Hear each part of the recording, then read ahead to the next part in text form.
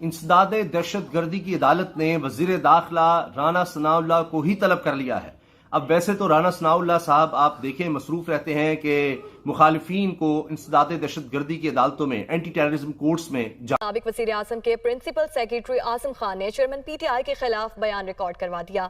आसिम खान ने साइफर को एक सोची समझी साजिश करार दे दिया। नाज़रीन, इमरान खान को गिरफ्तार नहीं किया जाएगा, मैंने जब सुनी खबर मैं हैरान रह गया। तो थोड़ी शाम में कुछ और हो जाए और अगली सुबह कुछ और हो जाए। मैंने उनसे पूछा यार ये कैसा मौसम है? उन्होंने कहा भाई कश्मीर के मौसम का कुछ नहीं कह सकते। करना पड़े, उनकी पेशियां हों, चाहे वो खवातीन ही क्यों ना हो, सबको भुगतना पड़े और पुलिस को इसलिए उन्होंने बहुत एक्टिव किया हुआ है। तफसील जब पता चली तो ये समझ आया कि इमरान खान को बतौर मुल्जिम गिरफ्तार नहीं किया जाएगा।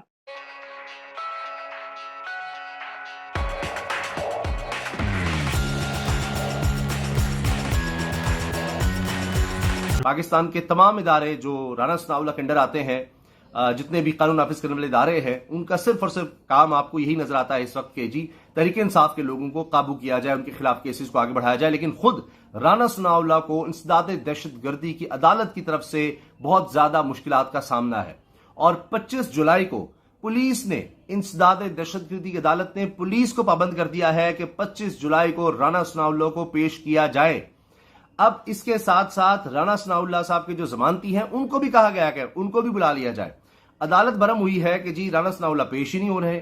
अब इस वजह से जनाब उनके हवाले से पुलिस को पाबंद किया गया है कि वो लेकर आए राना सनाउल्लाह को। अब आप देखिए कि यही बातें इमरान खान के खिलाफ होती थी कि जी पेश नहीं होते, ये नहीं होता, वो तो अदालतों में जा रहे हैं।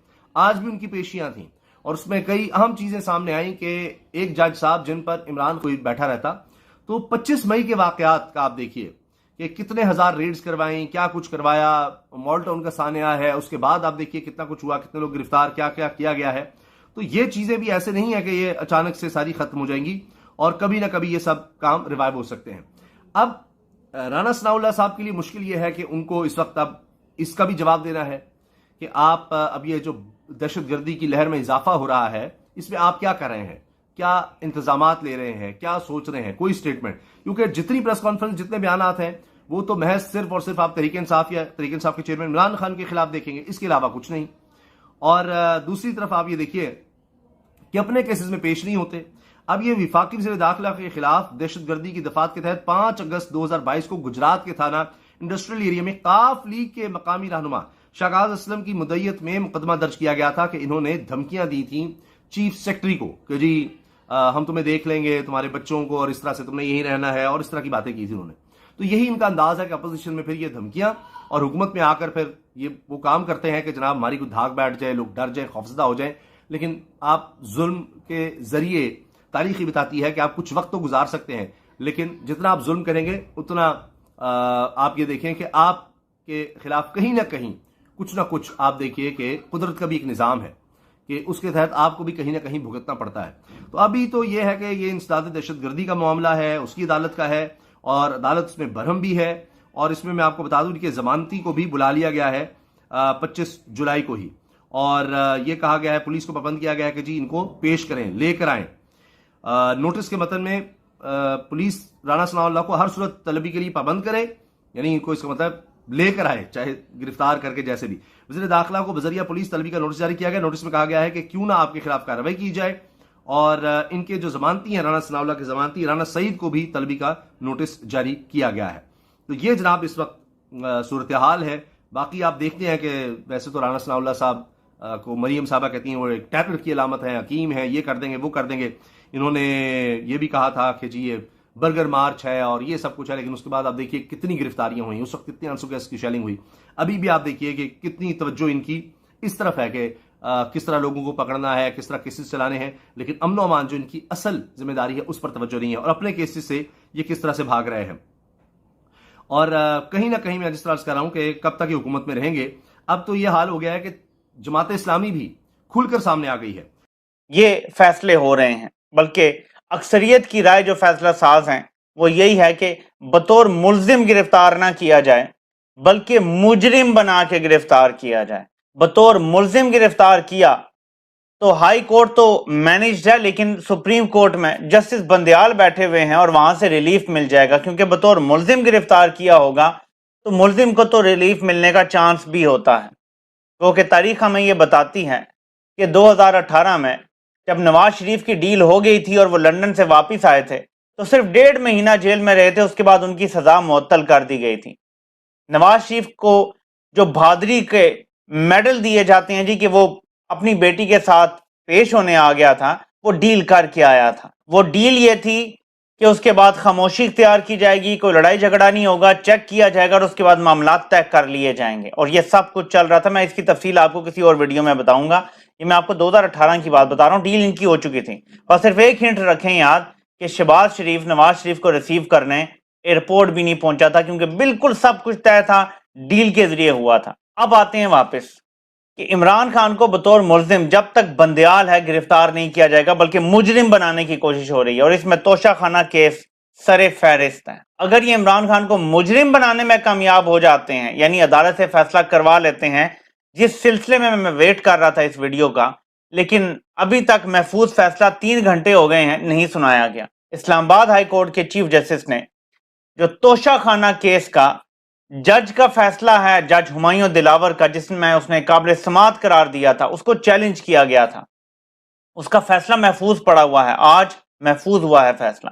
وہ کب سنائے گا we don't know, us time سنایا جائے گا کہ فوری طور پہ سپریم کورٹ میں اپیل نہ ہو سکے، رات کو کہیں لیٹ سنایا جائے گا، کیا کل سنایا جائے گا، کیا 2 دن بعد سنایا جائے گا تاکہ آگے ویکینڈ آ جائے، اور اس دوران جج ہمایوں دلاور کیونکہ روزانہ کی بنیاد پہ کیس سننے کی طرف جا رہا ہے تو وہ فیصلہ ہی سنا دے۔ جب ایک فیصلہ آ جائے گا تو گرفتاری ہو جائے گی، اور اس کے بعد ریورس کرنا اتنا آسان نہیں رہ جائے گا، تو اس طرح کی کوئی کھچڑی پکانے کی کوشش ہو رہی ہے۔ لیکن اگر یہ نہیں کر پاتے تو بطور ملزم عمران خان کو گرفتار کرنا تقریباً ناممکن ہو گیا ہے۔ جو ہم روز یہ سنتے تھے کہ شاید اب گرفتار کریں گے، اب کریں گے، وہ ہوتا نظر نہیں آ رہا، خاص طور پہ 16 سپٹمبر تک یہ خبر آ رہی ہے، باقی کسی ٹائم بھی ارادے بدل سکتے ہیں جب خطرات بڑھتے ہیں۔ تو واضح کر رہے ہیں کہ جو بگوڑا بزدل ہے، سزا یافتہ مجرم ہے، جو وہ بندیال کے ہوتے اس لیے نہیں آ رہا کہ کہیں بندیال اس کے مستقبل، اس کا جو فیٹ ہے اس پہ سٹیمپ نہ کر دے، کہیں 8-10 رکنی بینچ بنا کے وہ کوئی اگر اپیل کرتے ہیں اور فیصلہ ہی نہ دے دے، اور پھر نواز شریف کی نااہلی ختم کرنا پاسبل ہی نہ رہے، کیونکہ 10 ججز کا فیصلہ اوور ٹرن کرنا یہ کوئی خالہ جی کا گھر نہیں ہے۔ اس لیے نواز شریف تب واپس آئے گا جب فائز عیسیٰ حلف اٹھائیں گے۔ یہ بھی عین ممکن ہے کہ 17 تاریخ کو فائز عیسیٰ حلف اٹھائے اور نواز شریف اسی دن واپس آئے اور مبارکباد دینے چلا جائے، یا ہو سکتا ہے کہ تھوڑی دیر کے لیے نواز شریف گرفتار ہو جائے اور اس کے بعد اس کو فوری طور پہ ہائی کورٹ سے ضمانت مل جائے یا سزا معطل ہو جائے۔ وہ کب بادل آ جائیں، کب بارش ہو جائے، کب کیا ہو جائے، کب ہوا چل پڑے۔ میں نے کہا اچھا یہ بڑی عجیب چیز ہے، تو پاکستان کی سیاست کی طرح ہو گئی، کب کہاں کیسے ہو جائے۔ اب میں آپ کو ایک مثال دیتا ہوں، کیا کوئی تصور کر سکتا تھا 2 سال پہلے کہ یہ 9 مئی کا واقعہ پیش آ جائے گا؟ اور وہ جو پی ٹی آئی والے صبح شام اداروں کے گن گایا کرتے تھے، اچانک ان کے مخالف ہو جائیں، کوئی سوچ سکتا تھا؟ اور یہ نون لیگ والے جو صبح شام اداروں پر تنقید کیا کرتے تھے، کہتے تھے انہوں نے ہماری گورنمنٹ چھین لی، نواز شریف صاحب کو باہر جانا پڑا، یہ آج ان کے ہمدرد ہو جائیں۔ یاد ہوگا آپ کو وہ جو اینٹ سے اینٹ بجانے والی بات کی تھی، آج وہ کہتے ہیں کہ عدالتیں بھی فرق ہوں تو بہتر ہے، 9 مئی کے ملزمان کو وہاں پر سزا دی جائے یا وہاں پر ان کا کورٹ میں کیس چلایا جائے۔ غلط بول رہا ہوں؟ ارے یہ آسمانی موڑ آتے ہیں، دن کیا شام کیا۔ یاد ہوگا ایک واقعہ 2016 میں بھی تو پیش آیا تھا، ایک صاحب نے تقریر کی تھی، پھر کیا ہوا؟ میں ادھر نہیں جاتا، میں ادھر ہی رہتا ہوں۔ آگے سمجھ تو آپ گئے ہوں گے۔ ہمارے ملک میں آپ کسی کے بارے میں کچھ نہیں کہہ سکتے، کب کہاں کیا ہو جائے۔ اسی لیے تو ہمارا کنٹری رسک اتنا زیادہ ہے، ہمارا کنٹری رسک اتنا زیادہ ہے۔ ہم انریلائبل لوگ ہیں، ایریٹک ہیں، والیٹائل ہیں، ہمارے بارے میں کچھ نہیں کہا جا سکتا۔ ہماری کرکٹ ٹیم بالکل 3rd کلاس ہے، لیکن آپ حیران ہوں گے کہ کبھی پتہ نہیں یہ نمبر 1 ٹیم کو ہرا دیں اور ریٹنگ کے اندر بھی نمبر 1 ہو جائیں۔ غلط کہہ رہا ہوں کیا؟